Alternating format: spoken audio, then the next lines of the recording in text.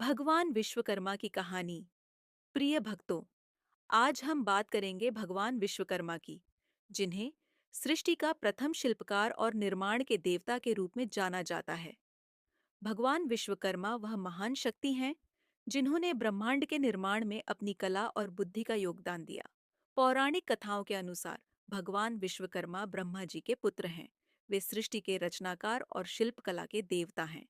ऐसा माना जाता है कि जब भगवान ब्रह्मा ने सृष्टि की रचना शुरू की, तब उन्होंने विश्वकर्मा को निर्माण और शिल्पकला का दायित्व सौंपा।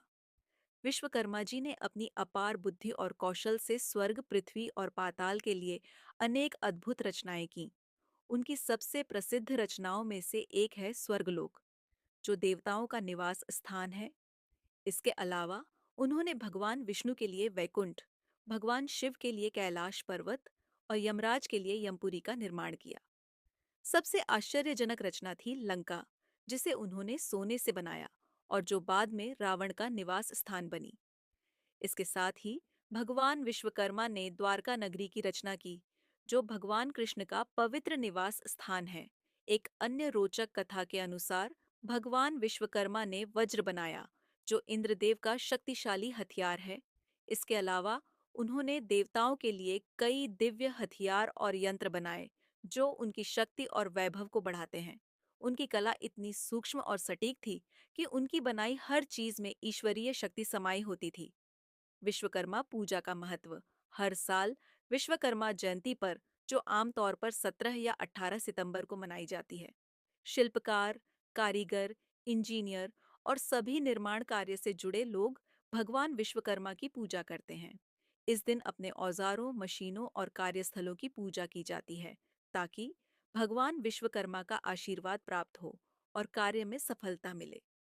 यह दिन हमें यह सिखाता है कि मेहनत, कला और समर्पण के साथ किया गया हर कार्य ईश्वर की भक्ति के समान है।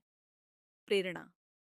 भगवान विश्वकर्मा हमें सिखाते हैं कि हमारे हाथों से किया गया हर कार्य, चाहे वह छोटा हो या बड़ा, अगर श्रद्धा और मेहनत से किया जाए, तो वह ईश्वर को समर्पित होता है। उनकी कहानी हमें प्रेरित करती है कि हम अपने कौशल और बुद्धि का उपयोग समाज के कल्याण और सृजन के लिए करें। सुझाव। भक्तों को बताने के लिए आप भक्तों को बता सकते हैं कि विश्वकर्मा जयंती पर अपने कार्यस्थल को साफ करें, औजारों की पूजा करें और भगवान विश्वकर्मा से प्रगति और समृद्धि की प्रार्थना करें। एक छोटी पूजा के लिए दीप जलाएं, फूल चढ़ाएं और भगवान विश्वकर्मा की मूर्ति या चित्र के सामने मंत्र जाप करें, जैसे एयूएम विश्वकर्मणे नमः। भक्तों को प्रेरित करें कि वे अपने काम में निष्ठा और ईमानदारी रखें, क्योंकि यह भगवान विश्वकर्मा को प्रसन्न करने का सबसे अच्छा तरीका है। आशा है यह कहानी और सुझाव आपके लिए उपयोगी